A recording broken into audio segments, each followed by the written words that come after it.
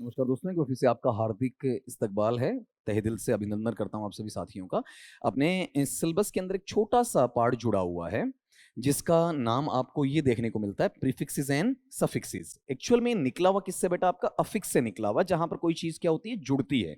तो ये आप इन हिंदी पढ़ते हो आराम से कि जब भी आप प्रीफिक्स की बात करते हो ना बेटा जी, तो ये प्रीफिक्स वाला है, ये किसके लिए जुड़ता है बताओ? देखिए आपका उपसर्ग के लिए, जो शब्द के शुरू में या फिर आपका आरंभ में, प्रारंभ में वहाँ पर जुड़ता है। और ये जो सफिक्सेस, ये सफिक्स होते हैं, इन्हें अपन किसके नाम से जानते हैं बताओ? देखिए बेटा आपका वहां पर प्रत्यय के नाम से जानते हैं, जो कि शब्द के अंत में जुड़ता है। ठीक है, अब इससे जुड़े हुए इक्वेशन किस प्रकार से आते हैं तो बतेरे आपके बहुत सारे, तो इन पर डिस्कशन नहीं कर रहे, लेकिन मेनली ये कि आपको अंदाजा हो जाए कि सर हम करें तो हमें पता तो होना चाहिए कि इसमें हमें करना क्या है इंग्लिश के अंदर। आपका जैसे पहला सवाल आपके समक्ष आ रहा है, ये नंबरिंग में करता चलूंगा। आपका क्वेश्चन नंबर आपका 1 है कि choose the correct suffix to change the verb confess into a noun. कि आपको सही प्रत्यय चुनना है जिससे आप परिवर्तित कर सकें उस क्रिया शब्द को, जिस क्रिया शब्द का नाम क्या है? कन्फेस है। कन्फेस का मतलब जानते हो क्या होता है? जब आप कोई गलती करते हैं, गलती को स्वीकार कर लेते हैं, अपने अपराध को आप वहां पर मान लेते हैं कि ये गलती मेरे से हुई है। जैसे इंग्लिश लिटरेचर में पोइटेस है जिसका नाम आपका कमला दास है, वो कन्फेशनल है आपका वहां पर। या फिर अपन नाम करें आपका सिल्विया प्लाथ है, वो भी आपका वहां पर क्या है? कन्फेशनल है। रॉबर्ट लॉवेल है, वो भी कैसे हैं आपके वहां पर? कन्फेशनल है आपका। तो ऐसे कुछ नाम आते हैं जो वहां हमें सिखाते हैं कि हमने गलतियां की हैं, तो उनको एक्सेप्ट करने में हमें कोई हर्ज वहां पर नहीं आता है। तो कन्फेशन में सफिक्स जोड़ना है। सफिक्स का मतलब उसके आगे, उसके लास्ट में, शुरू में नहीं, उसके अंत में जुड़ने वाला होना चाहिए। तो देखो, अगर अपन ये शब्द बनाते चलें, कन्फेस के साथ में मंट जोड़ें, कन्फेसमेंट नहीं होगा, कन्फेसिज नहीं होगा, कन्फेसनेस नहीं होगा, तो इंग्लिश में वर्ड ही क्या बनता बेटा आपका वहां पर? कन्फेशन बनता है। और कन्फेशन है, कन्फेशन का मतलब होता है जब आप अपनी गलती को, अपने अपराध को क्या कर लेते हैं? वहां पर आपका स्वीकार कर लेते हैं। इस तरीके से, मतलब वो वर्ड अपना सुना हुआ भी होना चाहिए, यूज में लिया हुआ रहना चाहिए। अब आप निकालें इसमें आपका दूसरा सवाल कि किस तरीके से इसमें किया जा सकता है, बताएं जरा। आपका वहां पर किया होगा आपने। देखो क्वेश्चन क्या है अपना दूसरा, इसको पढ़ना जरा। कि choose the correct prefix. Prefix का मतलब हमें प्रत्यय चुनना है या उपसर्ग चुनना है? उपसर्ग चुनना है। ठीक है, और किसके लिए? वहां पर आपका रीडेबल। अगर आप इसे गौर करके पढ़ते हैं ना बेटा जी, तो इसमें ऑलरेडी क्या आपका एक सफिक्स लगा हुआ है, कौन सा? एबल। रीड का मतलब पढ़ना, रीडेबल का मतलब पढ़ने योग्य। जो नहीं पढ़ने योग्य है तो इसका एंटोनिम भी हो जाएगा, अपोजिट हो जाएगा, डिफरेंट इन मीनिंग हो जाएगा, विपरीत अर्थ देने वाला हो जाएगा, विलोम शब्द वहां पर बन जाएगा। तो गौर करना, हम जब इंग्लिश में ऐसे वर्ड्स पढ़ते हैं तो बेटा इनरीडेबल या डिसरीडेबल या इररीडेबल ऐसे वर्ड बनते ही नहीं है। एकमात्र जो शब्द बनेगा वो कौन सा? अनरीडेबल, जिसे पढ़ा नहीं जा सकता। अब ये शब्द हैं, केवल सुनने से ही पता चलेंगे। ये बेटा जी आपका सफिक्स है और ये आपका वहां पर प्रीफिक्स है। ठीक है, अगले पे आ जाएं। क्वेश्चन नंबर आपका वहां पर 3 वाला। ठीक, मतलब जितने ज्यादा शब्द आप सुन सकते हैं ना, उतना ही आपके लिए वहां पर बेटर रहेगा। इसको तो आपने बहुत बार सुना होगा। अगला क्या कहना चाह रहा है आपका वहां पर? कि एड ए सफिक्स। आप एक प्रत्यय जोड़िए। ऐड का मतलब यहां जोड़ना है, किसमें? बैस, आधारभूत शब्द में, या रूट वर्ड, जो मैंने डिग्री वाले टॉपिक में आपके साथ डिस्कस कर रखा। रूट का मतलब मूल शब्द है, जड़ शब्द है, वास्तविक शब्द है, यथार्थ शब्द है आपका। फॉर आइडियल, किसके लिए? आइडियल के लिए। आइडियल का मतलब जो आदर्श है। ठीक है, तो अपन बोलते हैं ना आदर्शवादी। जैसे अपन कहते हैं कि जो निराशावादी उसे पेसिमिस्ट कहते हैं आपका। ठीक है, आशावादी को अपन क्या कहते हैं? ऑप्टिमिस्ट कहते हैं। समाजवादी को अपन सोशलिस्ट कहते हैं आपका। ठीक है, जैसे शिक्षा शास्त्री वाला शिक्षा शास्त्रवादी है तो पेडागोजिस्ट कह देंगे आपका। मनोविज्ञानवादी है, मनोवैज्ञानिक उसे क्या कहेंगे? साइकोलॉजिस्ट कह देंगे आपका वहां पर। ठीक है, जैसे अपन ये कहते हैं कि कोई आपका चमड़ी रोग विशेषज्ञ तो डर्मेटोलॉजिस्ट है, स्त्री रोग विशेषज्ञ तो क्या आपका? गायनेकोलॉजिस्ट है। ठीक है, दंत रोग विशेषज्ञ तो क्या है आपका? डेंटिस्ट है। Like that. वैसे ही जो आदर्शवादी होता है ना बेटा, उसे वहां पर इंग्लिश में क्या पढ़ा जाता है? आपका आइडियलिस्ट। ठीक है, अब गौर करना, यहां पर एक वर्ड ये भी आता है, उससे कंफ्यूज मत होना। अपने पास में एक वर्ड आता है आइडियलिज्म। आइडियलिज्म का मतलब तो बच्चा वहां पर क्या बनेगा आपका? आदर्शवाद। मैं फिर बोल रहा हूं, आइडियलिज्म का मीनिंग क्या वहां पर? आदर्शवाद। और आइडियलिस्ट का मतलब क्या है? जो आदर्शवादी है। ठीक है, मतलब जो अच्छी अच्छी बातें करता है जिंदगी में, नीति शास्त्र की बातें करता है जिंदगी में, आपको उस लिहाज तक समझाने की कोशिश करता है जहां पर आपका सबसे अच्छा कार्य चले। अब यहां पर ये वर्ड्स नहीं, मतलब ऐसा नहीं बनेगा आइडियलिस्ट या आइडियलर, ऐसा कुछ नहीं बनेगा। क्या बनेगा? आइडियलिस्ट बनेगा। अब यहां पर मैंने 5 से 7 शब्द आप लोगों को वहां पर सिखा दिए हैं। अगले क्वेश्चन पे आ जाओ। क्वेश्चन नंबर आपका वहां पर 4 का है। बहुत बहुत आसान सवाल है, ऐसा अगर पूछता आपकी चांदी हो जाएगी बच्चा। कर लेना। What is the prefix in dis? देखो मैं जानबूझ के तोड़ के बोल रहा हूं, डिस एसोसिएट। यहां प्रीफिक्स का मतलब उपसर्ग, उपसर्ग कहां आएगा? शुरू में आएगा। तो बताओ शुरू में लगने वाला कौन सा है? DIS। अब आप गौर करो, ये चीज तो कहां आ रही है? बाद में, तो मतलब ही नहीं है आपका वहां प्रीफिक्स होने का, ठीक है। इसमें देखो AS बीच में आ रहा, मतलब ही नहीं है। ATE लास्ट में आ रहा, तो मतलब ही नहीं है। तो इसमें प्रीफिक्स बच्चा कौन सा बना आपका? DIS, dis. बहुत आसान क्वेश्चन आपका। क्वेश्चन नंबर चले आपका 5 के ऊपर ले लीजिए जरा, 5वां क्वेश्चन आपका, बनाओ देखें, कर दिया होगा। Add a prefix in understand. अगले ने ये कहा कि मेरे पास में एक शब्द है, कौन सा? अंडरस्टैंड। अंडरस्टैंड का मतलब समझना।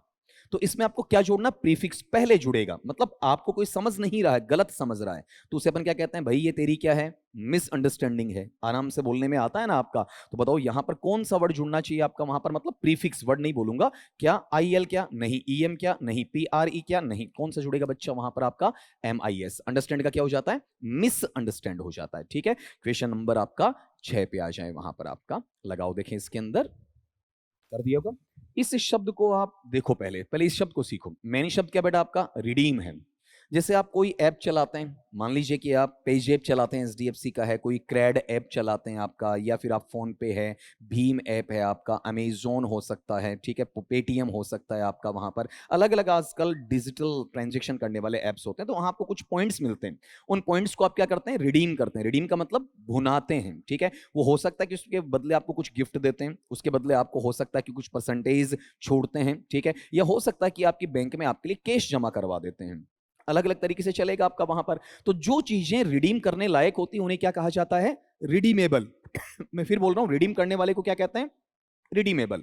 तो ये एबल क्या है? आपका सफिक्स है। अगले ने मुझसे क्या पूछा? इसमें प्रीफिक्स पूछा है। तो जनरली बच्चा ये ध्यान रखना कि जिस शब्द के शुरू में आर होता है ना, लगभग लगभग 99% बता रहा हूं, तुम्हारे आराम से सटीक बैठेगा। जिस शब्द के शुरू में आर होता है उसका हमें प्रीफिक्स जोड़ना पड़े तो 99 डेसिबल 99%, 99.99% वहां पर क्या आना चाहिए आपका?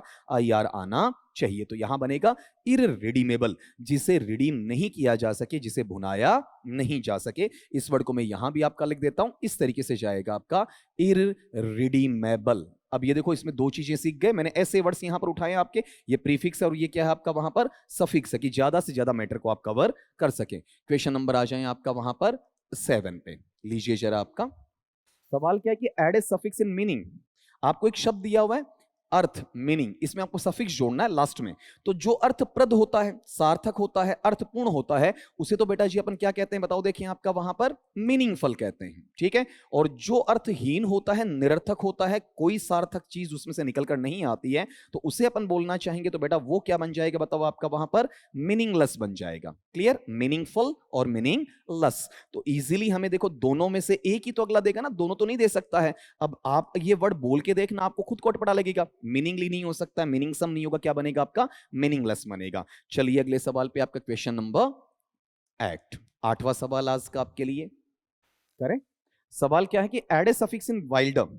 आपको क्या करना है? एक शब्द है वाइल्डर। वाइल्डर का मतलब जो असभ्य होता है, अशिष्ट होता है, जंगली होता है, बर्बर होता है, जिसे कोई सभ्यता का भाग नहीं पता होता है, संस्कृति से जुड़ा हुआ इंसान नहीं होता है, लोकाचार उसे नहीं पता है, कोड ऑफ कंडक्ट उसे पता नहीं है, उसे अपन वाइल्डर कहते हैं। तो उसमें आपको सफिक्स जोड़ना, मतलब अंत में जोड़ना है। तो आपके लिए मैं दो शब्द सिखा देता हूं। एक तो बेटा अपने पास में क्या होता है पता है आपका? वाइल्डनेस, ठीक है। वाइल्डनेस का मतलब क्या होता है? जो जंगलीपन है, ठीक है। और एक अपने पास में पता है क्या होता है आपका वहां पर? वाइल्डिश होता है। वाइल्डिश का मतलब आपका वहां पर जंगली से लिया जाता है, ठीक है। लेकिन ये उतना प्रीफर करने वाला नहीं है। जो प्रीफर करने वाला वर्ड है मेरे पास कौन सा है? वाइल्डनेस है आपका, ठीक है। लेकिन अब आप गौर करो, ये जो वाइल्डनेस है, वाइल्डिश है, शब्द तो अंग्रेजी में दोनों ही है। तो क्या NESS और ISS दोनों सही है क्या? नहीं ना, ये तो नहीं होगा ना आपका वहां पर। ये चीज तो हट गई, चलो। लेकिन इन दो को क्लियर करने के लिए देखना, हमें अगले ने वाइल्ड नहीं दिया, WILD नहीं दिया, हमें अगले ने क्या दिया वहां पर? WILDER दिया है। इसमें बेटा केवल ये जुड़ेगा, कौन सा? NESS, वाइल्डनेस, जंगलीपन, ठीक है, मतलब बर्बरता वाला वहां पर।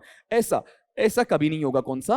वाइल्डरिश। वाइल्डरिश कोई वर्ड नहीं बनेगा, मैं लिख कर काटूंगा यहां पर। जैसे अगले ने हमें वाइल्डर दे दिया, अब इसमें आप क्या जोड़ते हैं? ISH। अंग्रेजी में ऐसा कोई शब्द वहां पर नहीं होता है, ठीक है। ये जरूर होते हैं, वाइल्डनेस और वाइल्डिश होता है। लेकिन ये जो अगले ने हमें दिया ना बच्चा, उस वाले पार्ट के अंदर ये ISH नहीं लगेगा बेटा जी, वहां क्या लगेगा? NESS लगेगा। चलते हैं अगले सवाल की तरफ। क्वेश्चन नंबर आपका वहां पर 9 है। ये बहुत बहुत बार आपका सुना हुआ, आप अपनी स्टडी को बहुत बार ऐसा कर देते हो।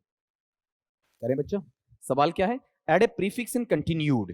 आपको वहां पर क्या करना है, प्रीफिक्स लगाना। प्रीफिक्स का मतलब उपसर्ग लगाना, और किस में लगाना, कंटिन्यूड में लगाना। कंटिन्यूड का मतलब जिसे क्या रखा गया, जारी रखा गया। ठीक है, तो अब आप एक चीज चेक करो वहां पर कि कंटिन्यूड तो है आपका जारी रखने के लिए, तो इसका उल्टापन लेंगे, तो उल्टा लेने के लिए इसमें क्या लगता है बेटा, आपका डिस लगता है। ऐसा बनता है डिसकंटिन्यूड, मतलब उसे बीच में रोक दिया गया कि आप अपनी स्टडी को कंटिन्यू कर रहे हैं और अपनी स्टडी बीच में रुक गई तो क्या हो गई आपका, डिसकंटिन्यू। कि फला बच्चे की शादी हो गई इसलिए उसकी स्टडी डिसकंटिन्यू होगी, वो बीमार पड़ गया तो स्टडी डिसकंटिन्यू हो गई, वो वहां पर एक्सीडेंट में आ गया धक्के तो डिसकंटिन्यू हो गया आपका वहां पर। तो ये वर्ड है ना वो सिंपली है, मतलब सीधा सा। इनकंटिन्यूड कुछ वर्ड नहीं होता है, अनकंटिन्यूड कोई वर्ड नहीं होता है, मिसकंटिन्यूड कोई वर्ड नहीं होता। वर्ड क्या बनता है बेटा आपका वहां पर, डिसकंटिन्यूड। ठीक, क्वेश्चन नंबर 10 पे आ जाए आपका, ये इसका लास्ट का होगा।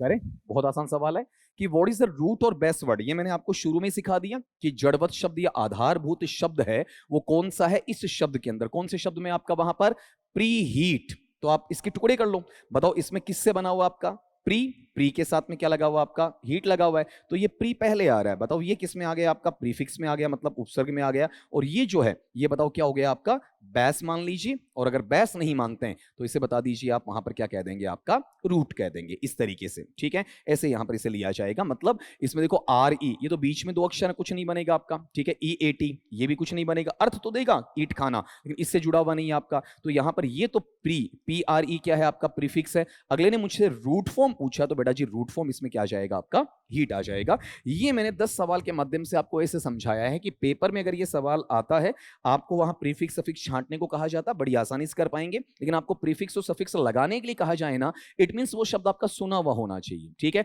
और इसकी कोई लिमिटेशन है नहीं कि मैंने 10 दिए, मैं 100 भी देता तो भी लिमिट वहां पर होती नहीं। अगर नहीं सुना हुआ है तो उस क्वेश्चन को आपको छेड़ना नहीं होता है। ठीक है, और सुना हुआ है तो बेसिकली आपको उसके टुकड़े करने आने चाहिए, उसे जोड़ना आना चाहिए। तो ये था अपना एक छोटा सा इंट्रोडक्शन आपके लिए वहां पर, ताकि आपको हेल्पफुल लगेगा। डेफिनेटली अब दूसरे बच्चों में आप इस चीज को जरूर शेयर कीजिएगा, ताकि पता चले कि वहां पर पेपर से पहले अगर ऐसा क्वेश्चन आता तो हम लोग सोल्व उसे करें तो कैसे करें। आज के लिए इतना ही, मिलता हूं नेक्स्ट वीडियो में, तब तक के लिए सभी बच्चों को गुड बाय।